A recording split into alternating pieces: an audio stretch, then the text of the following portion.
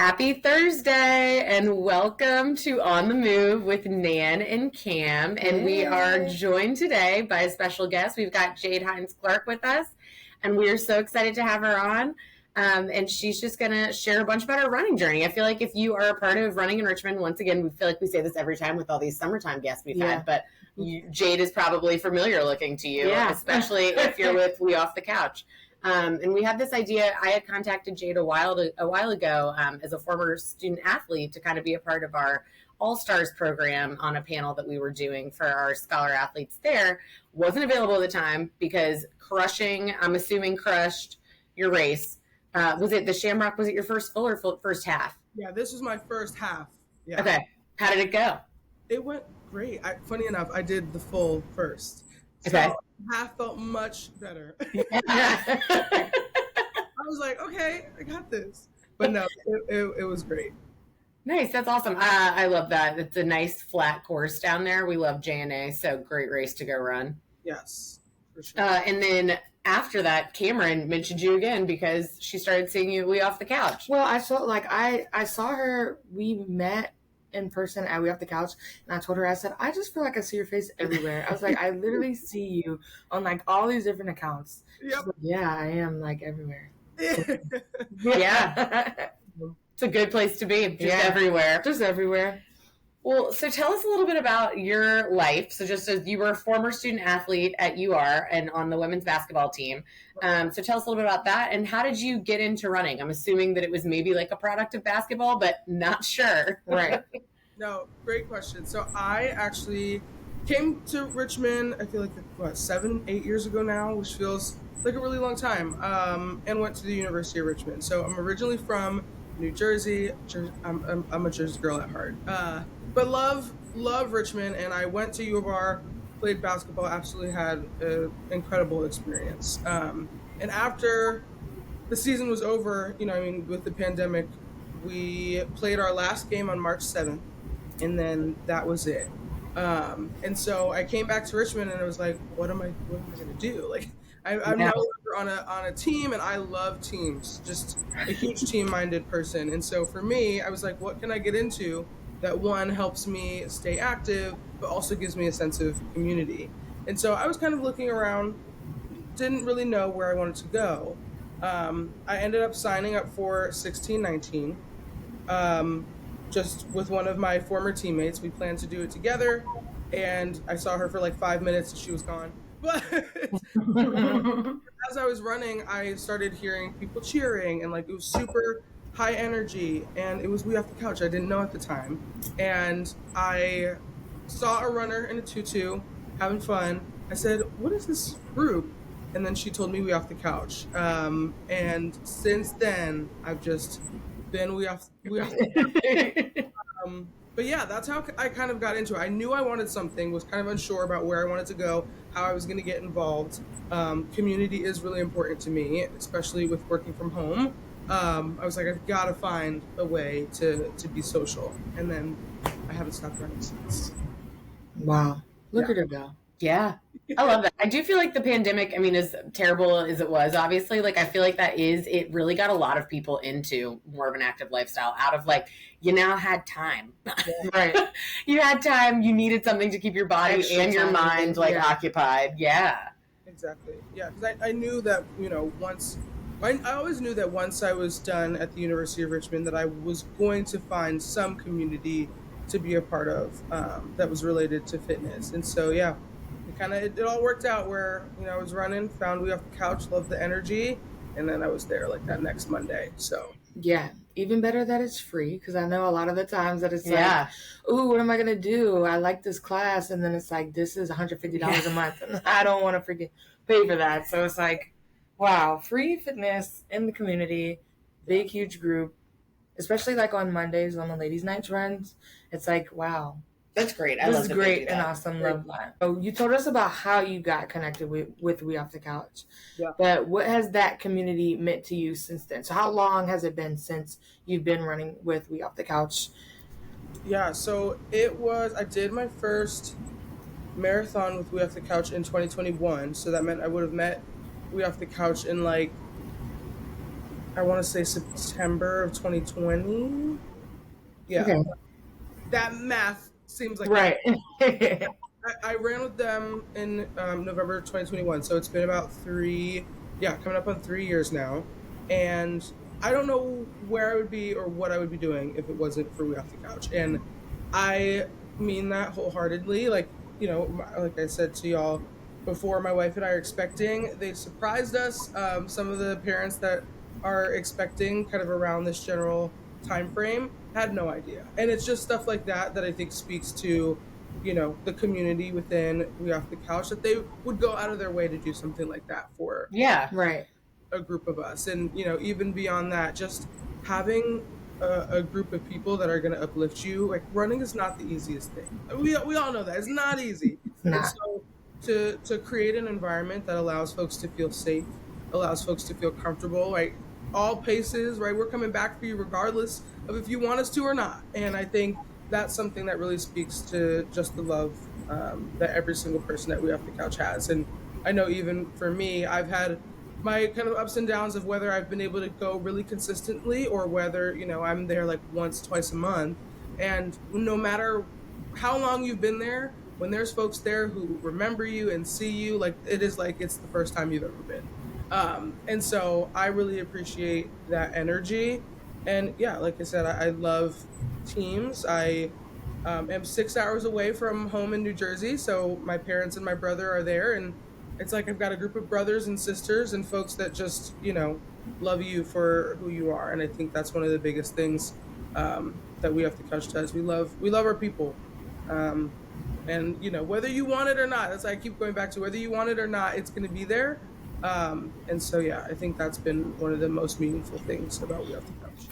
Yeah, and I think it's like, even like if you've been to any of our events, because We Have to Couch is at almost all of our events. Yeah. And it's like, you just have to see it for yourself. Like, you can hear all this great stuff and we can have all these people on and talking about it, but when you see it in person and they're like cheering people who are running by and like running with you as you're running, like, then it's like, oh, if y'all are doing this every week, because they do 3 or 4 runs a week, which is a lot. It's like, then it's like, wow, I really kind of want to come out there and like join you guys. And it's no different than from race day than when you go out like on a weekday run either.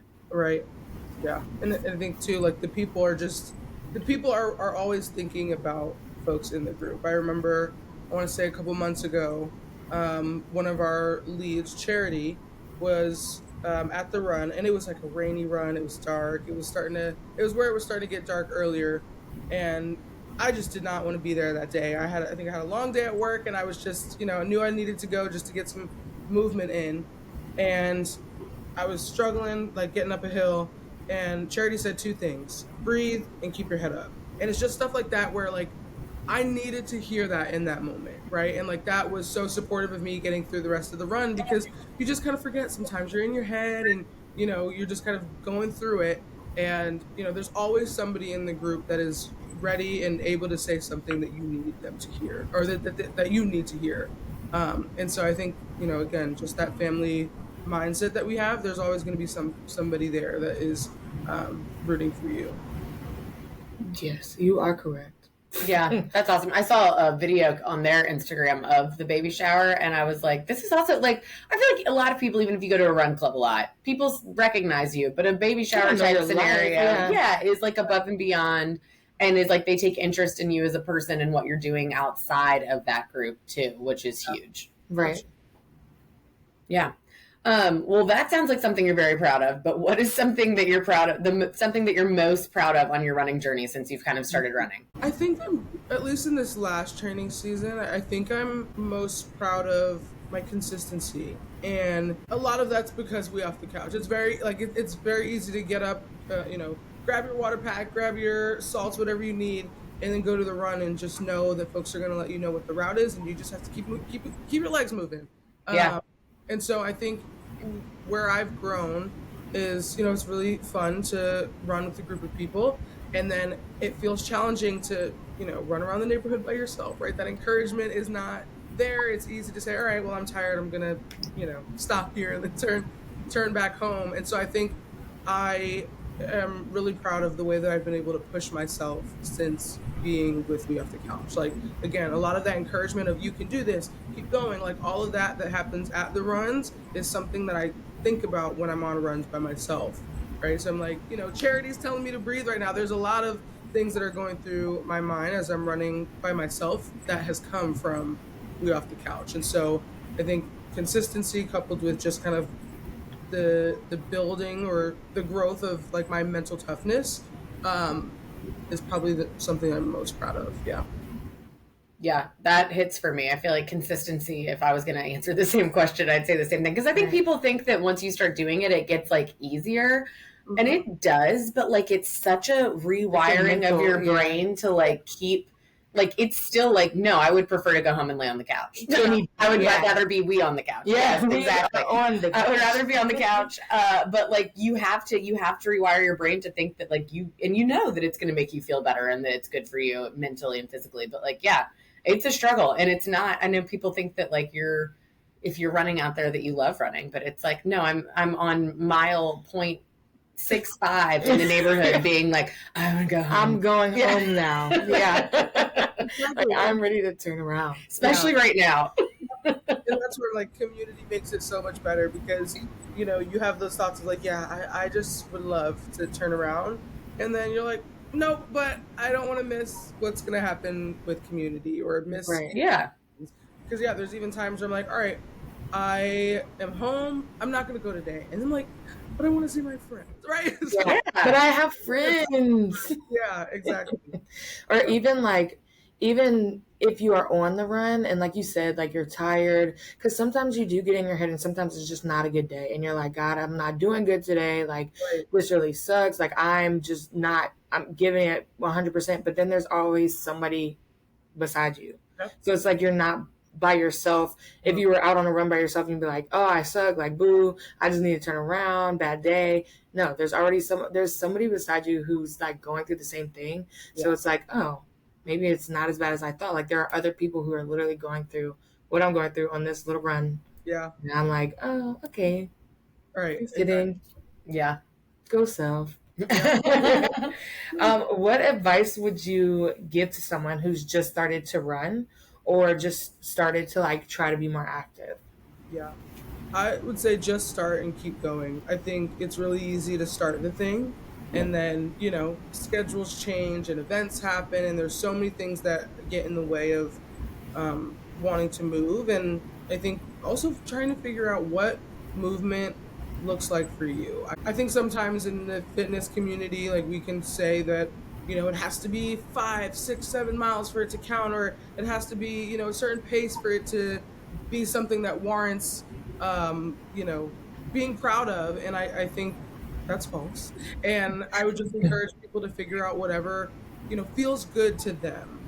I have no shame when it comes to runs. If I'm running and I'm like, okay, I had a goal of this mileage, but I feel good right now and I want to stop. I'm like, I have met what it is I wanted to do. And so the advice that I would give is just, start and keep going and figuring out what makes you feel comfortable and feel good about continuing on your journey. Because I think when we get into, I have to do this and I have to do that and I have to meet these certain numbers and goals, then it becomes a chore and something that we're not as excited about. So I think really staying in tune with what feels good and comfortable for you and progressing as you move along. Yeah.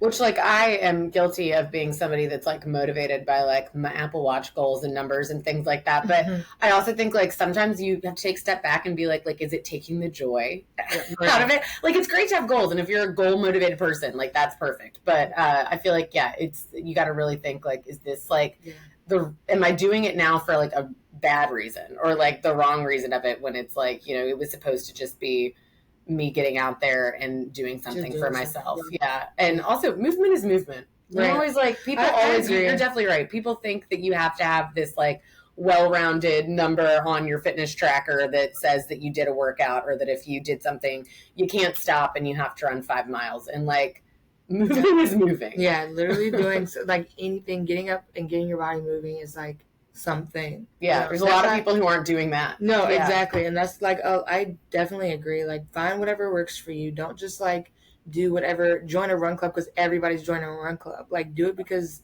it's something that gets you up and moving. And even that's why I feel like you were like, sometimes I'll only go once a month or like once a week. It's like, I will go once a week till we off the couch and do 3 miles and be like, that was my run for the week. And then the rest of the week, I'll go to like a group exercise class or something, or like just something to keep my body moving, because it's just something that's what makes me happy, and that's what makes me consistent, is like changing it up. Yeah, same. And yeah, because I think even like as a former athlete, I at U of R, I left college feeling like, all right, I've got all of these different goals. I'm gonna keep my fitness level. Like senior year, I was like, I'm gonna keep my fitness level and do all of these different things. It doesn't work like that. Yeah, so, like giving myself grace was definitely something that I had to grow in, right? Of like, okay, you're not going to be able to run this minute mile now that you have stopped working out every single day for 3 hours, right? You're not going to do that. And so I think as you go throughout your journey, identifying how things might change and learning to be comfortable with that. And so yeah, I think that's kind of been my biggest area of growth. Is just things change, and that's okay. But how am I navigating that new change in a way that, continues to lift me up as opposed to pulling myself down?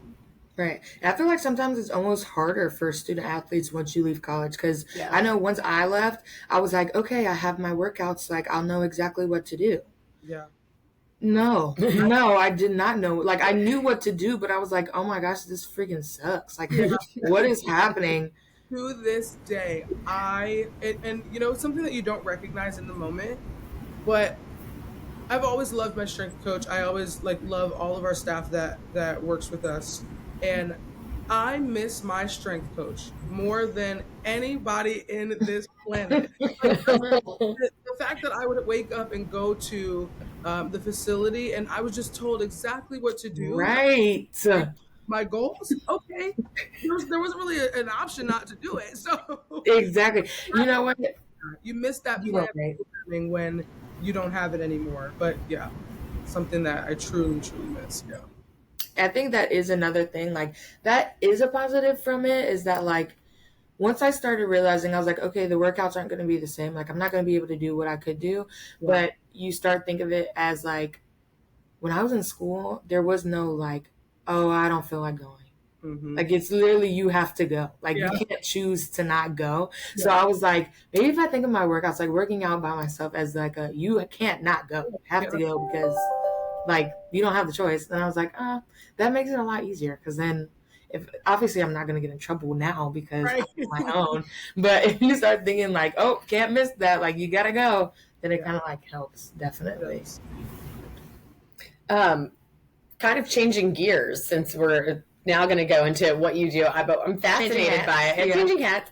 I know that you work a lot in the DEI space and that you've had a lot of different positions. And I think that's something that like in the last 2 years, maybe, has it been 2 years, that has been like definitely something Sports Backers has tried to get more involved in. And Cameron's on our DEI council here. And we've had we do a bunch of lunch and learns and things like that. And I think it's definitely like provided us a great way to grow in the way we look at the community that we serve. And then also like a great way to grow like as office mates. Like it's a good, everybody should be doing that type of work. So it's been awesome to see. So what has that been like since you've been in it for years now? How did you get involved in the DEI space and why is it important to you?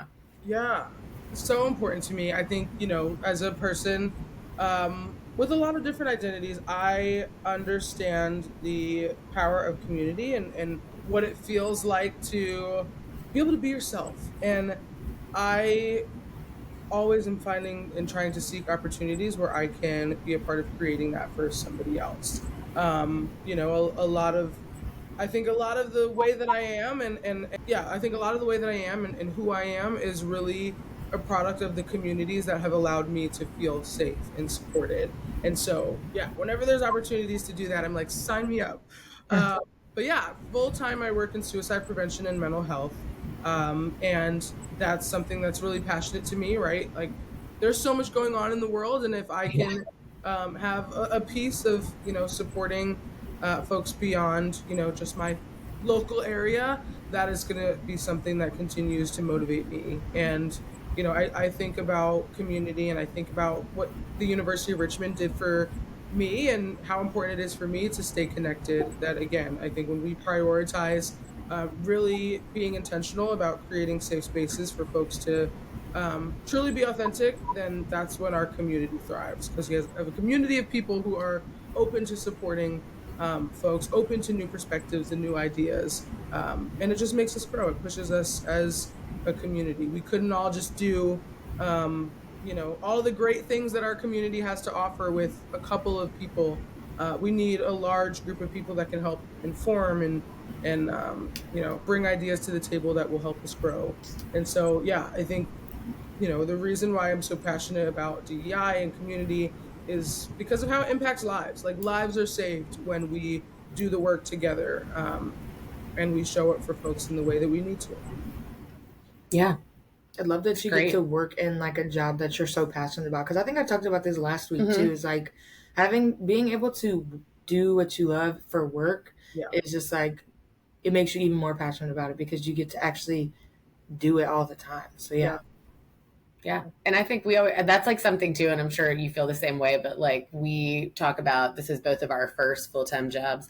But like, I don't know what it's like to not, I mean, there's a lot, like the majority of people work to work and like to get a paycheck, or even if you like your job, like it's not like they feel as passionate about it. And I'm like, I don't even know what does that feel like? Like I don't, and I'm glad that I don't know, but yeah, it's very interesting. And you can tell that you're very passionate about it when you talk about it. So it's awesome. Thank you. So you said you do DI full-time there. Are the other things that you do for like part-time jobs, are those like DI as well, or are they just like different? Yeah, mostly everything I do has some sort of component. And yeah, like you said, being able to do work that is you're super passionate about helps it to not feel all the time like work. And so I think for me, even when I close my computer for my full-time, I'm going into something that has to do with, DEI or community. And so, yeah, like all of the different spaces that I find myself really wanting to be a part of have some sort of focus where it's about bringing people together or figuring out how we're supporting folks at their various stages of life. And so, yeah, those opportunities really interest me. Love that for you. Yeah. No pressure. This is the intimidating part of the podcast. This is where we ask the tough hitting questions. This is this or that, where they're just quick questions. I don't think any of yours will be too difficult. The first one that might be the doozy. Yeah, that might be. So just 3, and you do have to pick. Okay. You have to pick this or that. Yeah. So basketball or running? Pick. That is so hard. Oh my goodness, don't let any of my basketball coaches watch this. Okay. In this season of my life, so I'm gonna scoot around it. In this season of my life, running. Okay. A little easier. You only need yourself. Like if you're, Exactly. A little easier. I feel like maybe there's a little bit less risk of injury. I don't know. Yeah. Right. Who knows? Who knows? If there was a race on the same day as an alumni game, which one are you going to? Ooh. She made it harder. Come on now. I'm going to the alumni game, and I'm telling all of my run fam to cancel the run and come to my game. To the game. Okay, that's a perfect answer. Because I was thinking that. I was like, you can run anytime, but if there's an alumni game, that's like a once in a few years thing. We're going. And I need everybody there. Yeah. Okay, love that. Second this or that. Or I guess third this or that. Yeah, because you just mixed it up. A and B as a two-parter. Number 2A. Bryant Park, a run through Bryant Park, or a run through the fan? I think I'm gonna go Bryant Park. Okay, wow, unique. And you know what? When we went through Bryant Park a few weeks ago, when we went through like the back part. I had never been through that part, like the shade. It was literally just. Oh yeah, I like with the long loop. You did that. Yeah, it is shadier back there. I never. Did you not like it? That's why I told you because of it was too hot. No, because when I ran through it the first time. I was only running through the park, and so like the hills and stuff. Well, there's still hills. Yeah, I live right next to Bryan Park over there, so I see We Off the Couch coming up all the time. And if for someone who lives next to the park, I love the park, but I don't run in the park that often. I'm never there. I would sooner drive my car to the fan. Yeah, I would drive to the fan to hit that 3 mile run, and that's okay. Right. And you like to challenge yourself. I like it. Motivational. All right. So this one was Cameron's because she knows about one of your part-time gigs. Mm-hmm. Cafe food or meal prep at Clean Eats. This is another one that's sticky situation. Y'all. I know. I've been seeing Cameron's meals. This is what inspired this. I went for the first time. I've been meaning to go for so long, and so I went for the first time probably 2 weeks ago. I love that. And was just amazed because I knew that you could get like the frozen food and like the meal prep food, but I didn't know there was cafe food. Yeah. Wow. Shocked. It changed the game. Yeah, it really did. Yeah. So I was like, there's so many options. I'm going to ask Jade which one she likes better. Yeah. Well, we have to go. I'm going Clean Eats today. Yeah, I'm going to Clean Eats, and I'll tell you why. Clean Eats cafe food? Yeah, Clean Eats Cafe. Okay. Oh, so wait. Was the question... Yeah, Clean Eats Cafe or Clean Eats Meal Prep? Oh, okay. Then I'm going to go meal prep. And okay. Because I work from home, it is a lot easier for me to grab my meal prep, put it in the microwave, do what I need to do, and eat that as opposed to always going to cafe. Where I typically am getting more of the cafe is when I'm going to pick up my meals, I will have a cafe meal then. I always tell folks, I'm like, how can you have all of the things and make it make sense? Right. When you pick up your meal plan meals, sit at the cafe, eat your cafe meal, and then bring your meals home. So yeah, I think I'm gonna go meal plan though because of work from home, it's really convenient to have that ready to go. Yeah, quick plug. Yeah, your meal prep stuff is so good. What's the favorite thing you've had?